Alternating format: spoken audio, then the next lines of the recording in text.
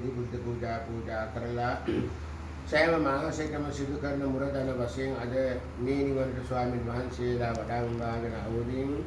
බොහෝම ගෞරවයෙන් උතුම් වටිනා පින්කම සිද්ධ කරගත් මේ පින්බර මොහොත තුළ මීට මාස 3කට පෙර තුව මෙලෙසින් සමුගත් දයාබර ස්නේහබර පින්බර ස්වාමී දියණියට විදේශගත වෙන අපේ මාන් දිනුවණියගේ ආදරණීය ස්නේහබර පින්බර අම්මාට ලෞතර නිවන් සුව ප්‍රාර්ථනා කරමින් ඒ වගේම ස්නේහබර ඥාතිවරියට මේ පින් අනුමෝදන් කරවලා මේ රැස් කරගත්තා වූ සියලු පින් බලයෙන් විශේෂයෙන්ම ඒ ආදරණීය ස්නේහබර පින්බර ඉන්දිරාණි ආදරණීය ස්නේහබර පින්බර නොර මහත්මියට මේ පින් අත්පත් වේවා සසර ඉපදෙන ආත්මයක් වාසාම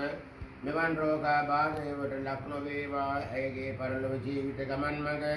ආලෝකමත් වේවා සුවපත්ම වේවා ජීවත් වෙන කාලය පුරාම ලබාගත් සීල පින් බලෙන් හා ලබා දෙන සීල මේ පින් අනුමෝදන්ව ඇයගේ පරලොව ජීවිත ගමන් මඟ සුවපත් වේවා ස්නේහබර ස්වාමී දියණියට පින්බර අම්මාට ආදරණීය ඥාතිවරියට